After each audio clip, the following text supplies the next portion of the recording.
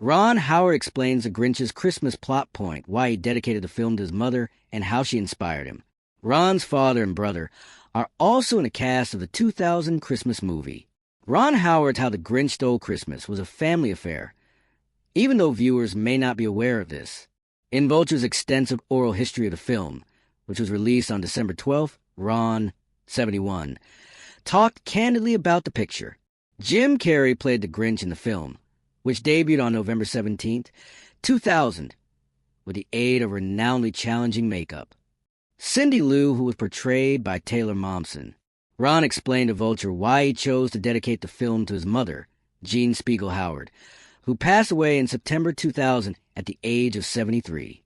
Ron claimed that his mother was ill while they were filming. She was at St. Joseph's Hospital in Burbank, so I could reach her while we were filming on the Universal site.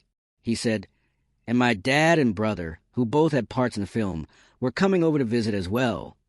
She simply adored Christmas, so I dedicated the film to her. My mother died a few months before the release of the film. In the film, Christina Baranski's Martha May Hovier, Cindy's next-door neighbor and the Grinch's love interest, and Molly Shannon's Betty Lou, who, Cindy's mother, fight over whose home is better adorned for the holidays. Martha May employs a rifle that fires lights precisely onto her home, whereas Betty Lou uses nearly every light in her home. Ron told the newspaper that his mother, Jean, was the reason behind their confrontation. In Burbank, California, my mom would actually win the neighborhood contest for the best Christmas decorations, he remarked. It was gaudy as hell, but it was just lights. He remembers one year in particular when he attempted to assist her while his brother Clint and father Rance, both actors, were away filming the 1967 television series Gentle Ben. I felt that I should be helping because I was old enough. He added, I didn't volunteer very early in the process because I was so lazy. She became increasingly anxious to turn on these lights as the evening wore on and it began to rain. He remarked, I remember her up on a ladder trying to string these lights with a cigarette dangling from her lips in her muumuu. This description is quite similar to how Betty Lou ends up in the movie. I think, Mom, I can do it. No, you're unable to. Give me the ladder. Go inside, it's raining. Both Clint, 66, and Rance, who passed away in 2017 at the age of 89, had roles in How the Grinch Stole Christmas. Rance was the elderly timekeeper, and Clint was a mayoral assistant. Ron told the magazine, my dad was also almost like a spirit guide. He was working on the film every day at the age of 70.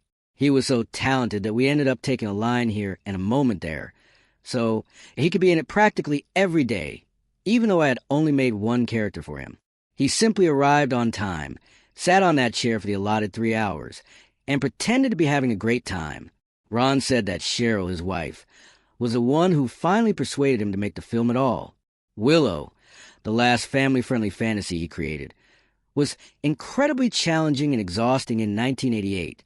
He was proud, but he didn't want to repeat the experience. However, 71-year-old Cheryl assisted him in getting to the core of it. The story is all about commercialism, she remarked. And Cindy Lou might have an attitude about it if Whoville has recently become absurd. Thus, it might serve as both a lesson for all the Whos and an affirmation narrative for her. Oh, what if that's a third act? I thought it was a very Seussian idea. What if we deal with his commercialism, deal with his alienation,